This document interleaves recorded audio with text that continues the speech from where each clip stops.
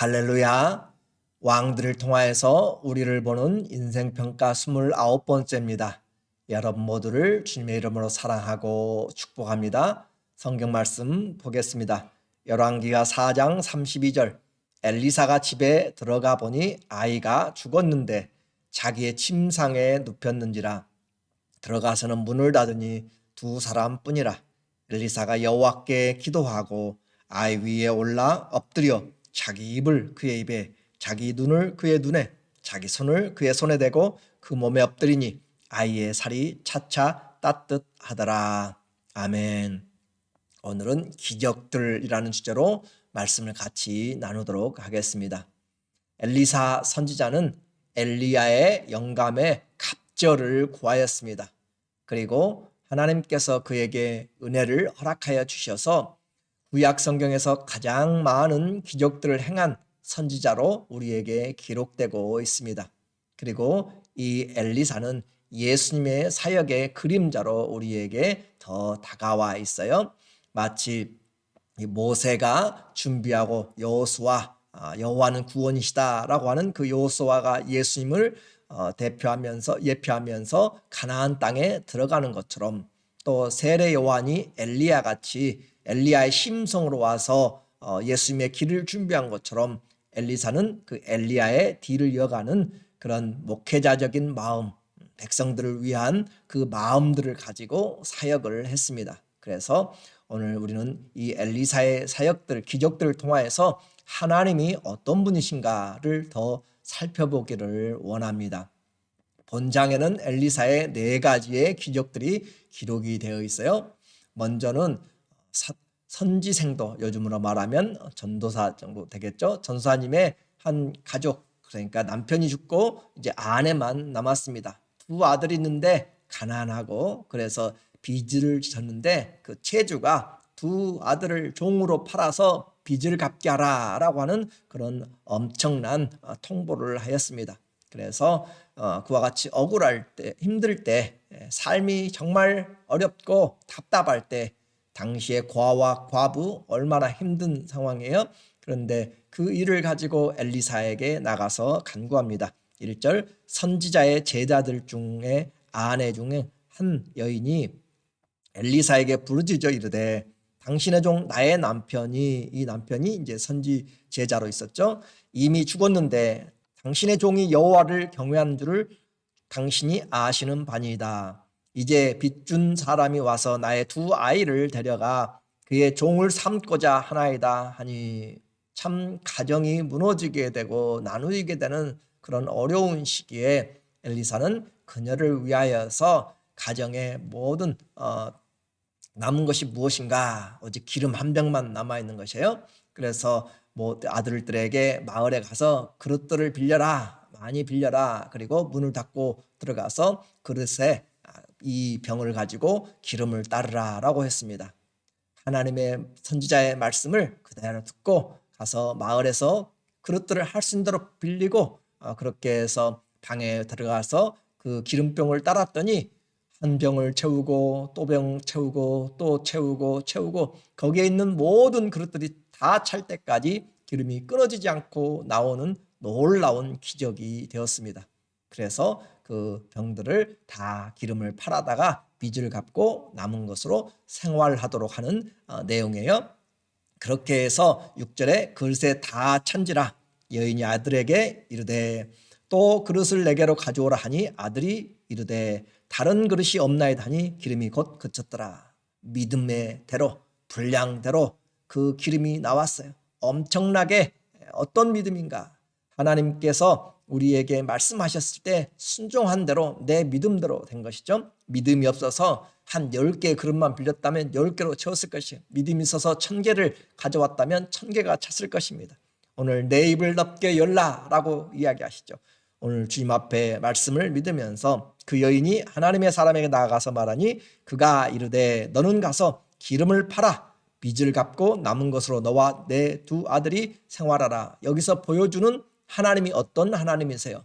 우리의 삶을 공급하시는 하나님, 우리에게 정말 주님의 손길이 필요할 때 우리의 삶을 책임지시는, 공급하신 하나님, 그래서 우리에게 있는 것으로 기름 한 병으로 주님께서 역사하셨습니다. 모세에게 있는 그 지팡이로 하나님이 하나님의 지팡이가 되게 하신 것처럼 오늘 우리의 인생에 핍절하고 나는 가진 것이 없고 정말 배우지도 또 여러 가지 없을 때라도 하나님이 그곳에 함께 하시면, 그 일에 하나님이 함께 하시면 주의 놀라운 은혜를 입는 도구가 될 수가 있습니다. 꼭 기억하십시오. 우리의 삶의 곤고함에 있을 때 주님은 우리를 공급하시는 하나님. 두 번째 기적은 수넴에 있는 여인에게 일어났던 일이에요. 죽은 아들을 살리는 기적입니다.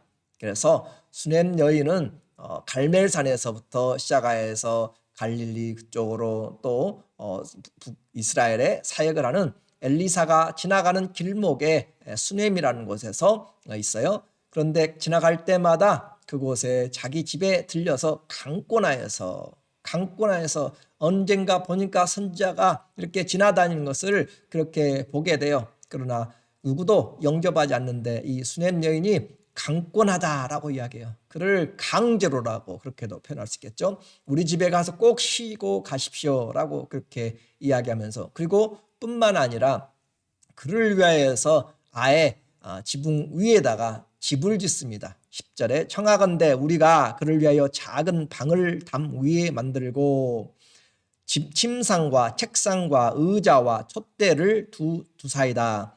그가 우리에게 이르면 거기에 머물리다 하였더라. 그렇게 해서 남편을 설득하여서 그 담 위에, 지붕 위에 담을 만들고 집 방을 만들고, 그렇게 해서 책상과 침상과 의자와 촛대까지 꼭 필요한 것들을 준비해 준 것.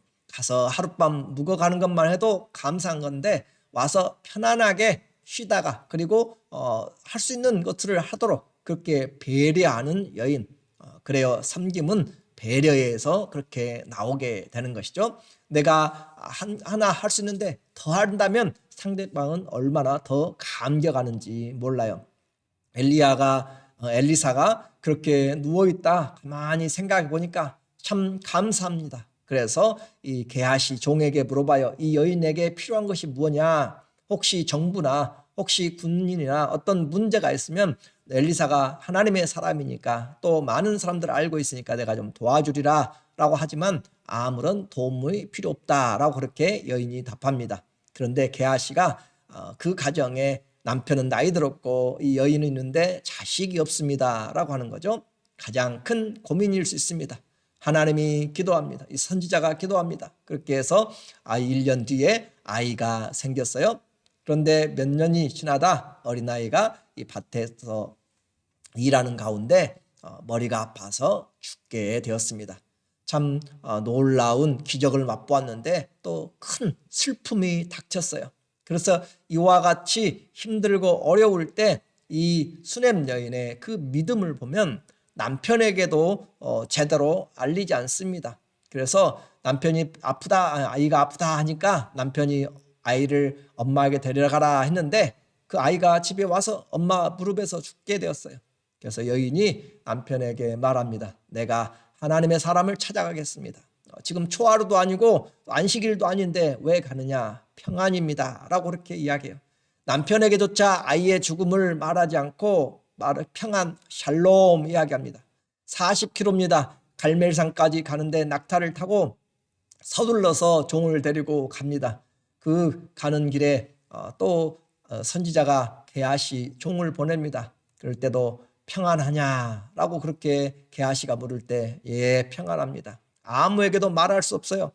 23절 그렇습니다. 그 남편이 이르되 초하루도 아니요 안식일도 아니거늘 그대가 오늘 어찌하여 그에게 나아가고자 하느냐 하는지라 여인이 이르되 평안을 비나이다. 평안을 위하여서 간다. 샬롬을 위하여서 갑니다 라고 죽음을 뛰어넘는 그런 믿음의 고백을 하는 것이에요. 26절에 너는 달려가서 그를 수넴 여인을 맞이하기를 이르기를 너는 평안하냐 내 남편이 평안하냐 아이가 평안하냐 하라 하였더니 여인이 대답하되 평안하다 하고 그 종 게하시에게는 평안하다라고 그렇게 이야기했는데 막상 이제 엘리사 앞에 섰을 때 그녀는 무너지듯이 그의 마음을 토로하고 있습니다. 28절에 여인이 이르되 내가 내 주께 아들을 구하더이까 나를 속이지 말라고 내가 말하지 아니하더이까 하니 이것은 이제 아이를 준다라고 했을 때 그 믿지 못했던 이야기였고 또 감사한 것이었죠. 아이의 어머니가 이르되 여호와께서 살아계심과 당신의 영혼이 살아계심을 두고 맹세하노니 내가 당신을 떠나지 아니하리이다. 엘리사가 이에 일어나 여인을 따라가니라. 그렇게 해서 갈멜에서 또다시 40km를 가게 되는데 약 이틀 정도 걸리잖아요. 오고 가고. 그런데 그와 같은 이 기간에 얼마나 고통의 시간이겠어요. 왜냐하면 이미 죽은 아들입니다. 그런데 그 죽은 아들을 바라보면서 생각하면서 엘리사를 데리고 가야만 되겠다라고 생각하고 이 여인이 선지자와 함께 가는 그 침묵의 시간 그리고 고통의 시간 수넴 여인은 이 선지자의 방에 아예 그 아이를 놓았습니다. 그리고 엘리사가 들어가 보니까 죽어 있어요. 하나님 앞에 기도하는 것이 우리가 해야 될 일이에요. 33절에 들어가서는 문을 닫으니 엘리사가 지금 들어가서 문을 닫았습니다. 두 사람뿐이라 엘리사와 죽은 아이입니다. 엘리사가 여호와께 기도하고 자기 힘이 아니에요. 하나님의 도우심입니다. 아이 위에 올라 엎드려 자기 입을 그의 입에 자기 눈을 그의 눈에 자기 손을 그의 손에 대고 그 몸에 엎드리니 아이의 살이 차차 따뜻하더라. 하나님께서 놀라운 생명의 하나님이신 것을 하나님이 살리시는 하나님인 것을 보여주고 있습니다. 긴 고통의 시간 정말 하나님을 의지하는 자에게 하나님께서 베푸셨던 사랑입니다. 무엇을 어떤 하나님을 우리에게 이야기하세요? 하나님이 생명의 주관자임을 다시 지금 백성들에게 이 엘리사를 통하여서 강조하고 있습니다. 그 시대는 어떤 시대인데요? 이 여호와의 신앙보다 바알의 신앙으로 아합의 아들 손자들이 지금 다스리는 시대입니다. 하나님보다는 세상의 신을 더 따라가는 시대에 하나님이 생명의 주관자임을 다시 나타내고 있습니다. 세 번째 기적이 기록되었어요. 선지 생도들의 수련회가 있었던 것 같습니다. 그래서 함께 단체 생활하는데 국을 끓였어요. 그런데 들에서 따온 것들 중에서 독초가 들어가서 사망의 위험이 생겼습니다. 숲을 끓였는데 떠다가 먹으려고 보니까 먹는 사람들 중에서 먹는 사람도 있겠고 보니까 이 사망의 독이 퍼졌어요. 그래서 엘리사가 가루를 가져다가 그것을 치료합니다. 이에 퍼다가 무리에게 주어 먹게 하였더니 무리가 국을 먹다가 그들이 외치르되 하나님의 사람이여 솥에 죽음의 독이 있나이다 하고 능히 먹지 못하는지라. 이 독이 있다. 엘리사가 이르되 그러면 가루를 가져오라. 이것이 어떤 가루인지는 정확하게 모르겠어요. 하여 솥에 던지고 이르되 퍼다가 이 무리에게 주어 먹게 하라 하매 이에 솥 가운데 독이 없어지니라. 이 하나님의 사람, 하나님은 어떤 하나님을 오늘 우리에게 말씀해 주고 있어요. 여기서는 치료의 하나님이세요. 하나님이 치료의 하나님이신 것. 우리 인생에 주님의 도움이 아니면 어떻게 할 수가 없는 사망의 독 가운데서도 하나님께서 우리를 지켜주시는 은혜입니다. 네 번째 기록된 것은 구약의 오병이어 같은 그런 예표입니다. 그래서 보리떡 20개와 채소 한 자루로 100명을 먹고 남기는 그런 사건이 있어요. 43절에 그 사환이 이르되 내가 어찌 이것을 100명에게 주겠나이까. 그러니까 떡 20개하고 이 한 자루에 배추니까 아마 한 박스 정도 될 것 같아요. 하나 엘리사는 또 이르되 무리에게 주어 먹게 하라. 마치 예수님이 떡 5개와 물고기 2마리를 가지고 이것을 어떻게 이 많은 사람들을 먹이겠습니까? 라고 했던 것과 동일한 그런 분위기죠. 여호와의 말씀이 그들이 먹고 남으리라 하셨느니라. 하나님의 말씀이 엘리사의 마음이 아니에요. 하나님의 말씀이 엘리사가 살린 것이 아니에요. 엘리사가 기도하였더니 하나님께 기도하니 그래요. 우리의 모든 기적은 우리 손에서 나오는 것이 아니라 하나님에게서 나옵니다. 하나님의 말씀이 하나님께 기도하고 하나님의 손이 역사하는 것이에요. 여호와의 말씀이 그들이 먹고 남으리라 하셨느니라. 그가 그들 앞에 주었더니 여호와께서 말씀하신 대로 먹고 남았더라. 오병이어의 기적을 통하여서 12바구니가 남게 거두었습니다. 4,000명이 먹고 7 광주리가 남았습니다. 하나님의 기적은 부족하지 않습니다. 오늘 여기서는 문제를 해결하시는 하나님, 우리의 문제들, 각양의 문제들을 해결하시는 그런 인생의 위기의 때, 오늘 본문의 기적들 통하여서 주님이 말씀하시는 것은 바로 이 엘리사는 백성들의 선지자였어요. 예수님이 백성들의 메시아인 것처럼 인생의 때 하나님과 우리 신앙은 어떤 관계가 있습니까? 우리는 주님이 필요하고 주님은 우리의 목자가 되십니다. 주님은 우리의 아버지가 되십니다. 물질이 없어 가족이 나뉘는 생계의 절박함 또는 죽음 앞에서 무력해지는 그런 인생의 모습에서, 또 뜻하지 않게 질병의 위기에 있는 인생, 그리고 적은 능력의 한계를 통해서 있는 인생에게 하나님은 모든 인생의 짐을 아시고, 우리의 짐진 것을 아시고, 수고와 슬픔인 것을 아시고, 질고를 아시고, 주님이 우리에게 함께 하시기 때문에 주님을 찾고 구하고 두드리는 자에게 주님이 얻게 하시고 또 열어주시고 하나님이 찾게 하십니다. 전심으로 하나님께 기도함으로 모든 것이 하나님의 손에서 나옵니다. 모든 좋은 것들이 빛들의 아버지께로부터 옵니다. 오늘 우리의 삶에 각양에 필요한 것들이 있어요. 우리의 자녀들에게도 마찬가지예요. 하나님이 생명의 주관자시며 주님이 우리의 치료자가 되십니다. 주님이 우리의 공급자가 되십니다. 주님이 우리의 인도자가 되시고 문제의 해결자가, 가정의 위기도 주님이 해결자가 되시고 이 땅의 문제도 주님 앞에 기도해야 되는 것이에요. 우리가 기도하지 않으면 하루도 제대로 숨을 쉬고 살아갈 수가 없는 것이에요. 하나님의 이 세상을 올바로 본다면 의에 줄이고 목마르지 않을 수 없습니다. 오늘 하나님의 말씀을 통해서 우리가 해야 될 것은 주님을 더 신뢰하는 것입니다. 주님이 우리의 필요를 아시기 때문에 주님 앞에 나가는 것입니다. 하나님은 우리의 때를 아십니다. 우리의 인생의 연약함을 아십니다. 그리고 믿음으로 구하는 것은 주님이 응답을 하십니다. 그리고 그 하나님은 엘리사 때나 또 엘리야 때나 또 지금이나 어제나 오늘이나 영원토록 동일하신 하나님, 사랑의 하나님, 우리의 아빠, 아버지가 되십니다. 그 주님께서 우리 인생의 삶의 공급자가 되시고 우리의 생명의 주관자가 되시고 질병의 치료자가 되시고 각양의 문제의 해결자가 되어 주십니다. 우리를 항상 돌보시고 함께 하시는 그 하나님의 은혜의 보좌 앞에 나가서 나의 상한 마음, 나의 힘들고 어려운 짐들 주님 앞에 함께 아뢰면, 간절하게 주님 앞에 기도하면 주님이 들으시고 하나님께서 응답하실 줄로 믿습니다. 그 은혜를 힘입고 오늘도 새 힘을 받아서 주 앞에 나가서 주의 놀라운 은혜를 경험하시기를 예수님의 이름으로 축원합니다. 아멘. 기도하겠습니다. 하나님 아버지, 우리 인생의 각양의 문제들을 보여주시며 하나님이 우리의 해결자라고, 치료자라고, 생명의 주권자라고 말씀하셨습니다.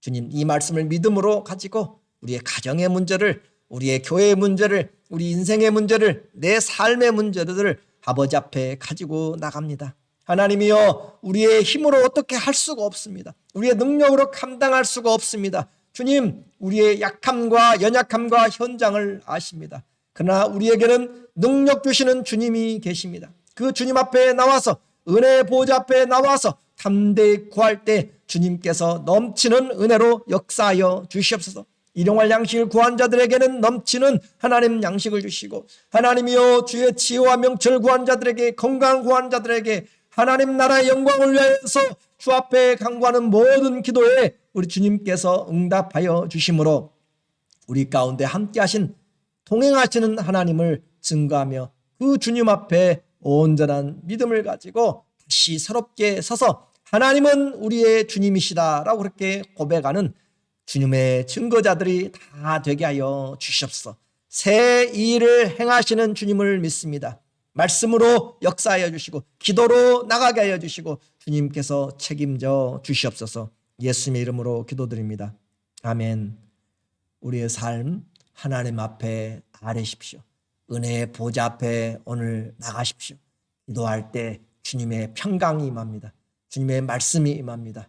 다시 새롭게 하시는 하나님의 은혜를 받으시기를 예수님의 이름으로 축원합니다. 사랑합니다.